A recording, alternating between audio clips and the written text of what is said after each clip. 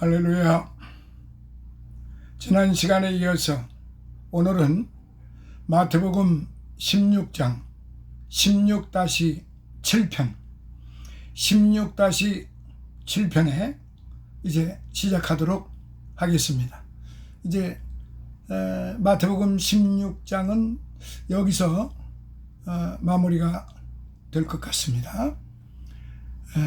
오늘 시작하는 말씀 21절로부터 28절에 있는 말씀, 예수님의 순환 예고와 제자의 길, 예수님을 따르는 길에 대해서 다시 한번 살펴보도록 하겠습니다. 예수님께서는 베드로의 신앙 고백을 들으신 후 자신의 순환과 부활에 관하여 처음으로 밝히셨어요. 21절. 예수님께서는 공생애를 얼마 남겨두지 않은 때 자신의 앞날에 대해서 제자들에게 가르쳐야 할 필요를 느끼신 겁니다. 하지만 바리새인과 사두개인의 누룩을 주의하라고 6절 하셨을 때 육신의 떡을 생각하는 제자들에게 자신의 순환에 대해 이야기할 수는 없었습니다. 그러던 중 가이사랴 빌립보로 가는 도상에서 베드로의 놀라운 신앙 고백을 들었을 때 예수님은 이제 순환과 부활에 대하여 말씀하실 때가 되었음을 아시고, 또한 예수님께서는 베드로의 신앙 고백에 만족하시면서 제자들의 그와 같은 신앙 고백을 보다 완전하고 올바르게 만들어주기 위해서 순환에 대해 말씀을 하셨어요. 그런데 예수님께서 장차 예루살렘에 올라가서 고난당하고 죽임당한 후 3일 만에 부활하시리라고 말씀하셨을 때 성급한 성격의 베드로가 주님의 길을 가로막고 나섰습니다. 주여, 그리 마옵소서. 주여, 그리 마옵소서. 즉 베드로는 주님께서 그리스도시여 살아계신 하나님의 아들이심을 알았으나 하나님의 아들이 하찮은 인간에게 죽임당하리라는 사실을 생각할 수조차 없었습니다. 그래서 베드로는 자신의 결심을 말씀드린 거예요. 이 일이 결코 주에게 미치지 아니하리이다. 22절. 이 말 속에는 남다른 의협심과 충성심을 가진 베드로가 목숨을 걸고라도 주께 해가 미치지 않게 하겠다는 베드로의 결심이 들어있던 것이죠. 그러나 베드로의 이와 같은 태도는 바로 앞에서 그 위대한 신앙 고백을 했던 것과는 너무나도 사뭇 다르지요. 그리고 이러한 태도 속에는 여전히 예수님의 사역을 이해하지 못하는 베드로의 영적 무지가 짙게 깔려 있는 것을 볼 수 있습니다. 즉 베드로는 주님의 사역이 십자가의 죽음, 인간의 죄를 대속하기 위한 사역과 부활, 대속 후에 얻어지는 구원과 영생과 영광을 상적으로 이루어지는 것임을 깨닫지 못하였던 거죠. 실로 베드로는 충성스러웠지만 예수님의 사역을 사람의 일로 생각하는 자신의 무지로 말미암아 주님의 십자가의 길을 막고서는 어리석음을 범했던 것입니다. 자, 사랑하시는 성도 여러분, 앞전 6편에서 제가 말씀드렸던 걸 다시 한번 상기해 주시기 바랍니다. 과연 이 베드로 위에 교회를 세우시겠다고 하는 그 말씀입니까? 아니면은 이 반석 위에 교회를 베드로가 고백한 이 신앙 고백 위에 교회를 세우시겠다고 하셨습니까? 이해가 가실 겁니다.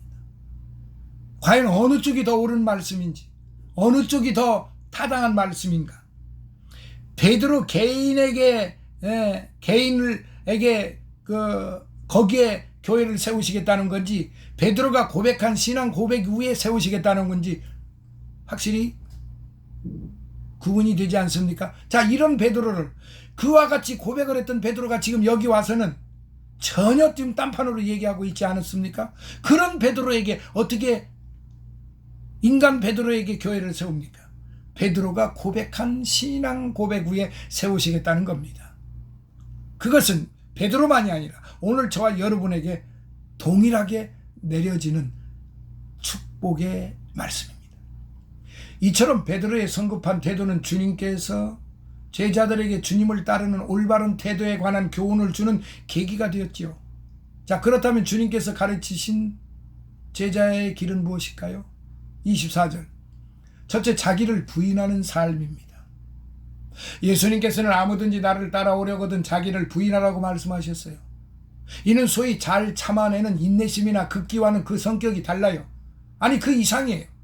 앞에서 베드로가 보여준 태도와 같은 인간적인 감정이나 사랑 혹은 자기 주장 등을 버리는 것이 자기를 부인하는 것이라고 할 수 있습니다. 그렇다면 예수님을 따르기 위해서 이 같은 인간적인 감정이나 자기 주장 등을 왜 버려야만 합니까?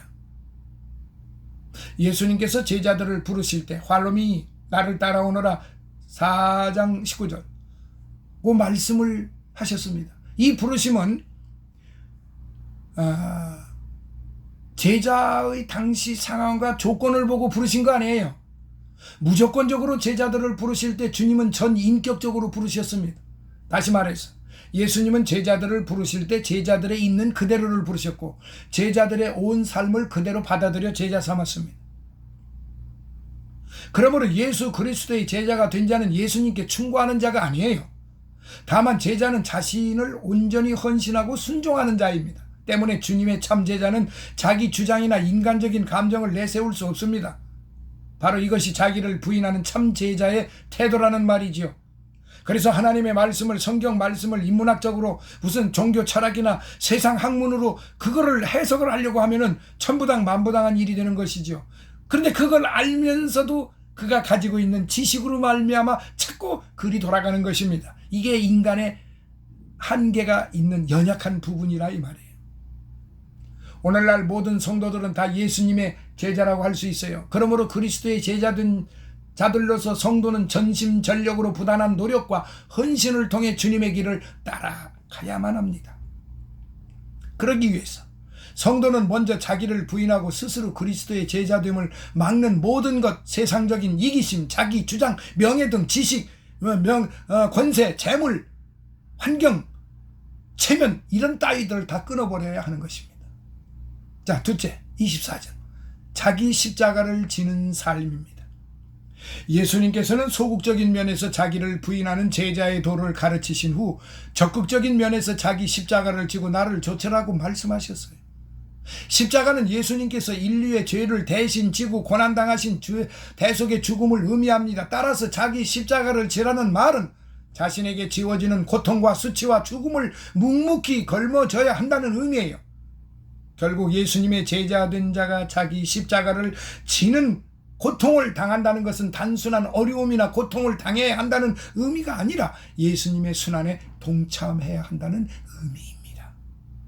그렇다면 어떻게 예수님의 십자가 고통을 우리가 감당할 수 있겠습니까?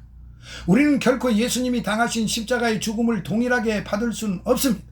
다만 자기를 부인한 삶이 성도가 내적으로 자기의 것을 버림으로써 헌신하는 것처럼 십자가를 지는 삶은 외적인 역경 속에서도 성도가 예수님을 따르고 순종하는 적극적인 삶의 자세를 가리키는 거예요. 그리스도를 좇는 사람은 예수님을 믿고 예수님의 자취를 좇는 사람입니다. 베드로전서 2장 21절. 그래야 예수님을 통한 구원을 감사함으로 받습니다. 때문에 그리스도를 좇는 성도는 예수님의 구속 사역을 통한 구원의 영광만을 감사함으로 받을 것이 아니라 예수님의 계명을 따르고 그리스도를 말미암은 고난도 기꺼이 받아야 하는 것이에요. 그러할 때 구원의 영광도 바로 성도의 차지가 되는 것입니다. 그렇다면 진정 지금 우리가 걷고 있는 그런 길은 주님이 원하시고 명하신 길이 맞을까요? 혹 주님의 영광을 바라보되 십자가의 길을 피하고 있지는 않으신지요? 고린도전서 15장 10절을 한번 보세요. 자, 세 번째 25절로부터 26절 그리스도를 위해 자기 목숨을 버리는 삶입니다. 예수님께서는 죄 없으시고 흠 없으심에도 불구하고 인류의 죄를 대신 지고 십자가에 못 박혀 죽으셨어요. 따라서 그리스도를 좇는 성도는 자기 목숨을 인류의 대속 제물로 바치신 그리스도의 사역을 본받아야 합니다. 그러나 그리스도를 위해 자기 목숨을 버리기 위해서는 우리 죄를 위하여 자기 몸을 산 제사로 드리신 예수님의 십자가 사역을 믿어야 되는 것입니다. 왜냐하면 십자가의 의미를 이해하지 못하고는 자기를 부인하지 못합니다. 또한 자기 목숨까지 주님을 위해 버리겠다고 감히 나설 수가 없기 때문입니다. 그렇습니다. 예수님은 내 죄를 사하시기 위해 버리겠다고 감히 버리겠다고 감히 따라 나설 수 없기 때문입니다.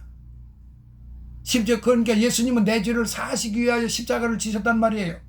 주님은 내게 죄로부터의 자유를 주시기 위해 십자가에서 목숨을 버리셨어요. 그리고 주님은 그 극심한 고통과 수치를 당하심으로 나를 구원하셨고 영광을 베푸셨어요.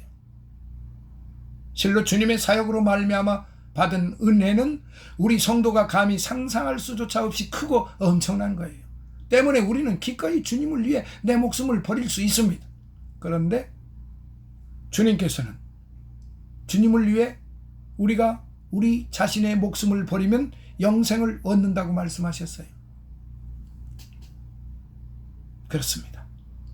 자기 목숨을 위하여 현실의 만족과 안위를 구하고 그리스도의 품을 떠나는 자들은 결국 멸망하게 될 것입니다. 반면에 예수님을 위하여 자신의 목숨, 곧 현실의 삶을 버리면 하늘나라에서의 영생을 선물로 받게 될 것입니다. 이사야서 55장 8절부터 9절. 이것이 곧 자기를 부인하는 삶이요 그리스도의 십자가를 지는 삶이며 주님을 위해 자기 목숨을 기꺼이 버리는 영광된 삶입니다. 이러한 삶이 인간적인 논리나 일시적인 충동으로 가능하겠습니까? 결코 그렇지 않습니다. 때문에 우리 성도는 전심으로 주님의 발자취를 따르는데 온 정력을 기울여야 합니다. 적극적이어야 합니다. 그러나 그 길은 슬픔의 길이요 고통의 길이기도 합니다. 하지만 바로 여기에 주님의 자비로운 위로가 있습니다. 그것은 주님께서 당하지 않은 고통을 성도에게 강요하지 않는다는 것입니다. 그리고 주님께서 감당하신 그 힘으로 우리가 주님의 길을 따르는 데서 오는 역경을 견디어낼 수 있는 것입니다.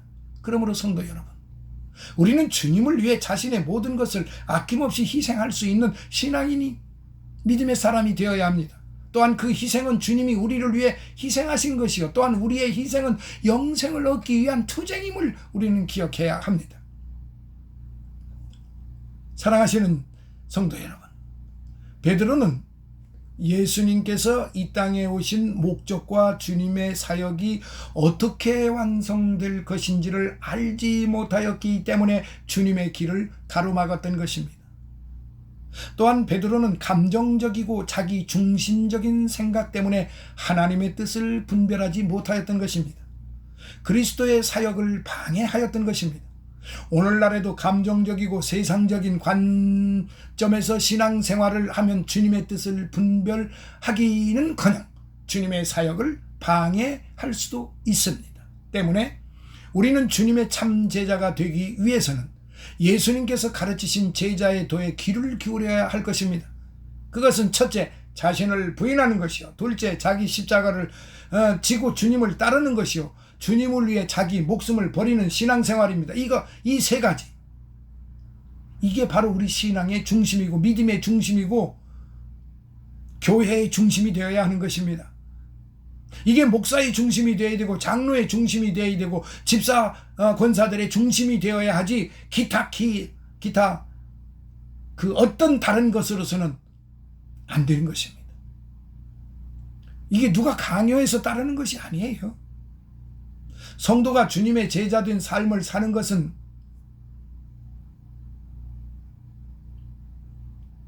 수동적으로 체만 상태에서 마지못해 따르는 게 결코 아니에요. 오히려 받은 바 구속의 은혜가 너무 크고 놀라워서 성도는 적극적으로 기꺼이 주님의 길을 따르는 것입니다. 때문에 주님의 이름으로 말미암는 고통을 엄숙한 기쁨으로 받을 수가 있고 자기 생각과 주장을 주를 위해 확실하게 포기할 수 있게 되는 것입니다. 이것이 곧 제자의 도를 따르는 십자가의 길을 가는 성도들의 올바른 자세고 주의 종들의 올바른 자세인 것입니다. 그리고 이러한 제자들의 도를 따르는 가운데 우리는 주님의 형상을 닮아가는 생활을 할 수 있게 되고 하나님의 전을 지어가게 되는 것입니다. 고린도전서 3장을 꼭 읽어보세요. 정녕 우리는 우리의 생각대로 주장하다 베드로와 같은 책망을 받고 있지는 않은지, 주를 위해 자기 목숨을 버릴 만큼 헌신을 하는지, 내게 주어진 십자가를 잘 감당하는지 되돌아 보아야 할 것입니다. 고린도전서 2장 2절, 갈라디아서 6장 16절, 디모데후서 3장 15절 한번 보십시오. 사랑하시는 성도 여러분, 우리 믿음의 부족으로 인하여 늘 하나님께 표적만을 구하는 그런 얄팍한 신앙인이 되어서는 안 됩니다. 우리의 순수한 신앙을 부패시키는 온갖 세속의 누룩을 우리는 주의해야 됩니다. 또한 악에 빠져 있는 자는 반드시 악의 열매를 거두게 되어 있습니다. 사랑하시는 성도 여러분, 주는 그리스도요 살아계신 하나님의 아들이라고 고백한 베드로를 본받아 오늘 우리들은 주님께 어떤 신앙 고백을 해야 하는지를 13절로부터 16절에 있는 말씀을 마음속에 새겨서 다시 한번 자신을 돌아보는 계기가 되었으면 좋겠습니다. 우리들의 마음속 중심에 있는 생각은 과연 무엇입니까? 그것은 하나님의 일입니까? 아니면 사람의 일입니까? 하나님을 기쁘시게 했습니까? 사람을 기쁘게 하는 일입니까? 사도 바울은 내가 사람을 기쁘게 하는 일이라면 나는 하나님의 종이 아니라고 그랬습니다. 왜 하나님의 일을 하는데 눈치를 봅니까? 왜 하나님의 일을 보는데 명예가 필요합니까? 왜 재물이 필요합니까? 왜 권세가 필요합니까? 왜 높고 낮음이 필요합니까? 모두가 하나님 앞에서는 동일한 하나님의 자녀들인데요. 오늘 우리가 지고 가야 할 신앙의 십자가는 무엇일까요? 하나님은 앞서 지고 가신 주님을 바라보면서 소망 중에 그 십자가를 잘 지고 가셨습니다. 사랑하시는 여러분,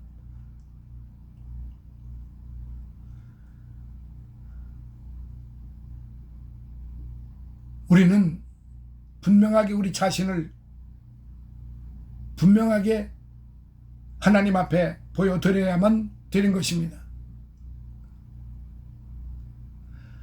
중생한 성도는 십자가에 못 박혀서 난 자입니다. 중생한 성도는 십자가에 못 박혀서 난 자들입니다. 바로 오늘 저와 여러분들이 그렇지 않습니까? 그런 성도들입니다. 그런 성도들이기 때문에 오늘 저와 여러분들은 결코 바리새인과 사두개인들처럼 죄송합니다.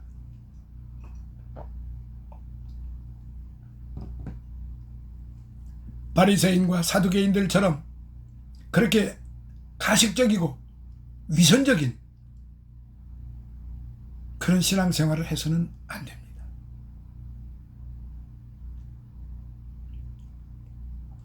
친구의 뒤통수에다가 화살을 쏘아대는 그런 사람들이 되어서도 안 됩니다.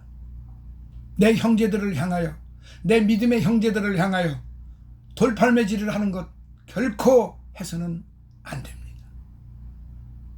하나님이 불꽃 같은 눈초리로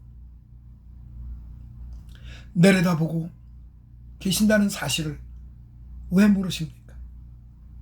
하나님은 머리카락 하나라도 세심하게 다 세시고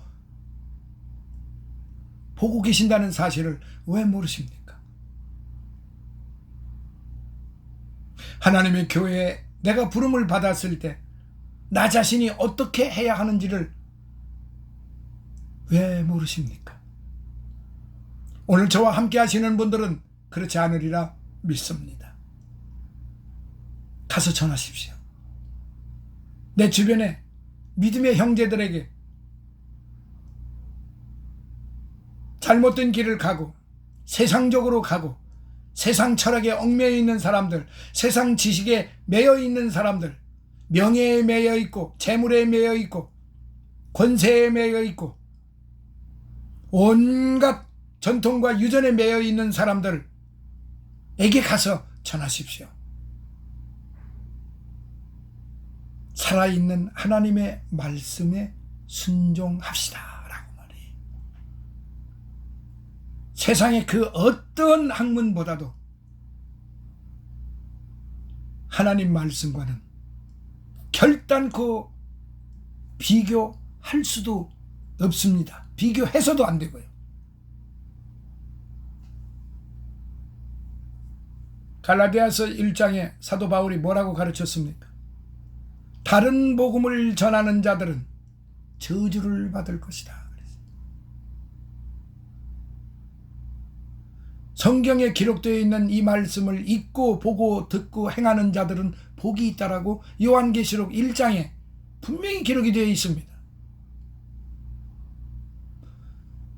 그리고 요한계시록 마지막 부분에는 이 말씀을 더하지도 말고 감하지도 말라, 그렇게 말씀을 하셨습니다. 말씀대로 살아가는, 생명의 그 말씀대로 살아가는 오늘 저와 여러분이 되시기를 예수님 이름으로 축원합니다. 이상으로 마태복음 16장 16-7편으로 마무리를 하겠습니다.